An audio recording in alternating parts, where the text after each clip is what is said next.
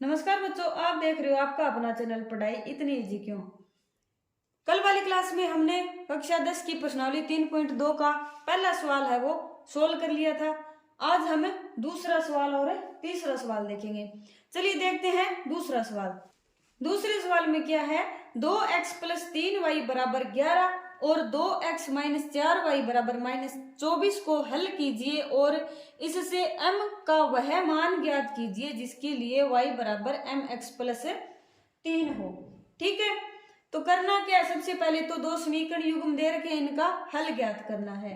तो हल कैसे करेंगे, समीकरण युग्म कौन कौन से दे रखे हैं, समीकरण युग्म कौन कौन से दे रखे हैं, 2x प्लस 3y बराबर 11, एक तो ये दे रखा है, और दूसरा 2x माइनस 4y बराबर माइनस 24। ठीक है, और ये समीकरण नंबर 2 दे रखा है। ठीक है, अब क्या करेंगे, या तो 1 से निकाल लो या फिर 2 से x या y का मान निकाल ले। समीकरण 2 से निकालेंगे। देखो समीकरण 2 में क्या है, 2, 4 और 24, यानी इसमें 2 का पूरा पूरा भाग जाता है सभी में। तो समीकरण 2 में इसको सरल रूप में हम व्यक्त कर लेंगे। 2 का भाग देने पर, 2 का भाग देंगे, 2 में 2 का भाग देंगे 1 आएगा, और 4 में 2 का भाग देंगे 2 आएगा, 2y, और बराबर माइनस 24 में 2 का भाग देंगे कितना आएगा, माइनस का 12। अब इससे x का मान क्या आ जाएगा, माइनस का 2y है, इधर साइड ले जाएंगे तो क्या आ जाएगा, प्लस का 2y, और माइनस, ये तो माइनस है, माइनस 12। अब x का मान है ये 2 से प्राप्त हुआ है, तो 1 में x का मान रख देंगे। समीकरण 1 में x का मान रखने पर, 1 में x का मान रखेंगे, एक है कि अपनी 2x प्लस 3y बराबर 11 है। ठीक है, तो 2x की जगह क्या रखेंगे, 2y माइनस 12 प्लस 3y बराबर 11। 2 का गुणा किया 2 से, कितना आया, 2 दुए 4y माइनस 12 दुए 24 प्लस 3y बराबर 11, 4 और 3 7y बराबर, ये माइनस का है, इधर साइड ले जाएंगे प्लस का हो जाएगा, 11 प्लस में 24, 11 प्लस 24 कितना होता है, 35। तो y बराबर कितना आ गया, 35/7 बराबर 5 आ गया। y का मान क्या आ गया, 5 आ गया। y का मान समीकरण 3 में रखने पर, समीकरण 3 क्या है, x बराबर 2y माइनस 12, y का मान हम क्या रख देंगे, 5 रख देंगे। तो x बराबर 2 गुणा 5 माइनस 12, तो x बराबर क्या आ जाएगा, 5 दुए 10 माइनस 12, तो x बराबर क्या आ गया, माइनस 2।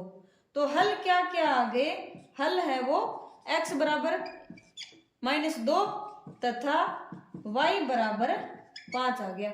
अब क्या करना है, हमें m का मान ज्ञात करना है। तो m का मान ज्ञात करने के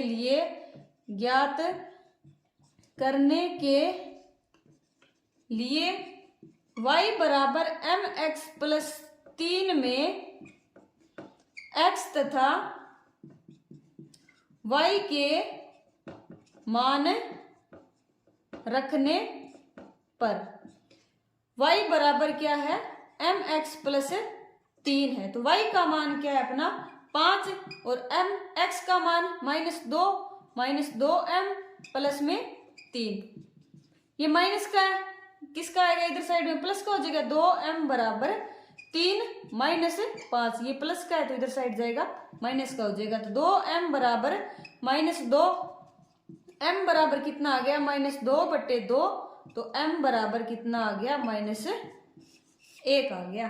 ठीक है, यानी m का वह मान क्या है, माइनस 1 है, जिसके लिए y बराबर mx प्लस 3 हो जाता है। ठीक, तीसरा सवाल देखते हैं। निम्न समस्याओं में रेखिक समीकरण युग्म बनाइए और उनके हल है वो प्रतिस्थापन विधि से ज्ञात कीजिए। यानी तीसरे सवाल के अंदर हमें कुछ क्वेश्चन दे रखे हैं जिनमें समीकरण युग्म अपने बनाने हैं समस्याओं के, और उनके हल है वो क्या करनी है, प्रतिस्थापन विधि से ज्ञात करना है। चलिए देखते हैं इसका पहला क्वेश्चन क्या है। तीसरे सवाल का पहला पार्ट, दो संख्याओं का अंतर 26 है और एक संख्या दूसरी संख्या की 3 गुनी है, उन्हें ज्ञात कीजिए। यानी दो संख्याएं दे रखी है, उनमें बड़ी संख्या है वो छोटी संख्या से क्या है, 3 गुनी है। ठीक है, तो सबसे पहले क्या करेंगे, माना पहली संख्या क्या मान लेंगे, दो चर मानना है तो पहली संख्या को x मान लेंगे और दूसरी संख्या क्या मान लेंगे, y मान लेंगे। ठीक है, अब अंतर क्या दे रखा है, अंतर दोनों का अंतर कितना दे रखा है, अंतर निकालेंगे तो बड़ी संख्या में से छोटी संख्या को माइनस कर देंगे, तो x माइनस वाई बराबर है वो 26 दे रखा है। ठीक है, ये तो अपनी पहली समस्या होगी। और क्या दे रखा है, एक संख्या दूसरी संख्या की 3 गुनी है, एक संख्या दूसरी संख्या की 3 गुनी है। ठीक है, इसके लिए क्या करेंगे, एक संख्या दूसरी संख्या की क्या है, 3 गुनी, तो बड़ी संख्या क्या है, x है वो y की 3 गुनी है। ठीक है, तो y को बराबर करने के लिए क्या करेंगे, छोटी संख्या को 3 से गुणा कर देंगे, यानी छोटी संख्या को 3 गुना कर देंगे तो वो बड़ी संख्या के बराबर आ जाएगी। ठीक है, यानी x है वो y को 3 से गुणा करने पर है वो प्राप्त होता है। ये अपनी क्या आ गई, समीकरण नंबर 2 आ गई। ठीक है, या फिर x माइनस 3y बराबर 0 हम रख सकते हैं। ठीक है, अब देखो समीकरण 2 से हमें x का मान है वो प्राप्त हो रहा है, तो समीकरण 2 से x का मान है वो समीकरण 1 में रखने पर प्रतिस्थापन विधि से क्या करना है, हल करना है। प्रतिस्थापन विधि से हल करने के लिए समीकरण 2 से x का मान समीकरण 1 में रखने पर, ठीक है, 2 से क्या करेंगे, x का मान 3y रख दो, x की जगह 3y, तो x माइनस वाई बराबर 26, तो ये अपनी समीकरण नंबर 1 है। x का मान क्या रख देंगे, 3y माइनस y बराबर 26। अब 3y माइनस वाई बराबर 26 है, तो क्या है, 3y माइनस वाई बराबर 2y बराबर 26, तो y बराबर क्या आ जाएगा, 26/2 बराबर 13 आ गया। ठीक है, y का मान कितना आ गया, 13 आ गया। और y का मान फिर अब चाहे तो समीकरण 1 में रख दो, चाहे समीकरण 2 में रख दो, तो y का मान समीकरण 2 में रखने पर, 2 में रखेंगे तो x बराबर 3y है अपना, तो x बराबर 3 गुणा में 13, 13 3 39, x बराबर 39 आ गया। अब देखो हल क्या क्या आ गए, यानी संख्याएं कौन कौन सी आ गई, पहली संख्या तो कौन सी है, पहली संख्या क्या है अपनी, x कितना है 39, और दूसरी संख्या क्या आई है, दूसरी संख्या क्या मानी थी, y मानी थी, और y का मान कितना आया है 13। अब देखो पहली संख्या है वो दूसरी संख्या की क्या है, 3 गुनी है ना, यानी 13 को 3 से गुणा करेंगे तब क्या आएगा, 39 आएगा, और दोनों संख्याओं का अंतर क्या है, 26 है। 39 में से 13 को माइनस करके देखो कितना आएगा, 26 ही आएगा। अगला सेकंड पार्ट क्या है अपना, दो संपूरक कोणों में से बड़ा कोण छोटे कोण से 18 डिग्री अधिक है, उन्हें क्या करना है, ज्ञात करना है। सबसे पहले तो हम जानते क्या है, इसमें तो कितनी समस्याएं दे रखी है, एक समस्या ही दे रखी है।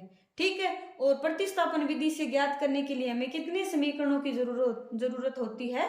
2 समीकरणों की जरूरत होती है। सबसे पहले तो क्या देखते हैं, हम क्या जानते हैं कि संपूरक कोणों का योग कितना होता है?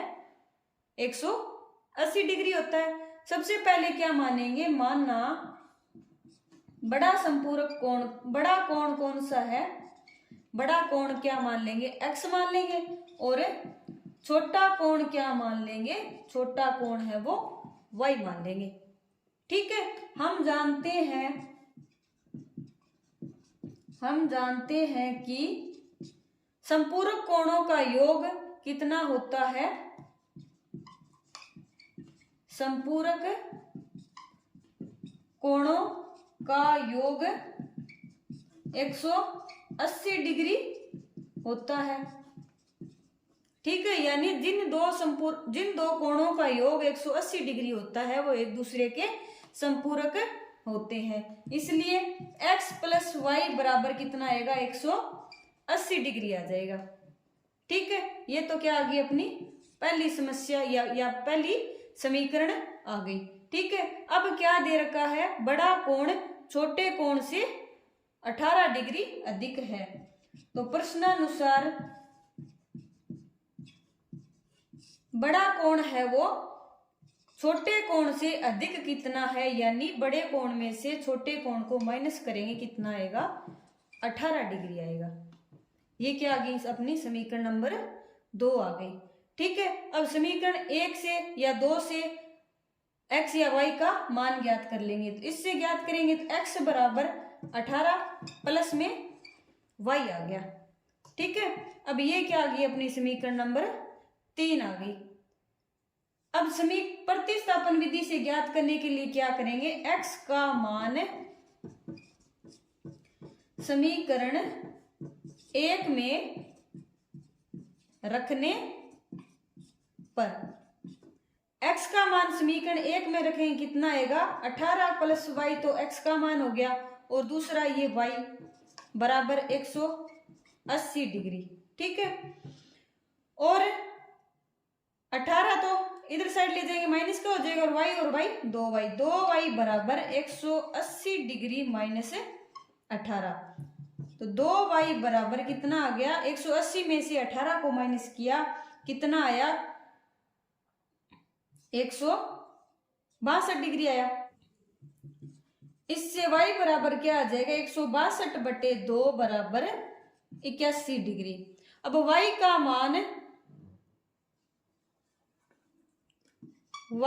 मान समीकरण चाहे कोई सी में रख दो, तीसरी में रख देते हैं, समीकरण 3 में रखने पर, समीकरण 3 में रखेंगे x बराबर 18 प्लस में 81 डिग्री। x बराबर कितना आ जाएगा? 18 और 81 को ऐड किया, कितना आया? 8 और 1 9, 8 और 1 9, 99 डिग्री।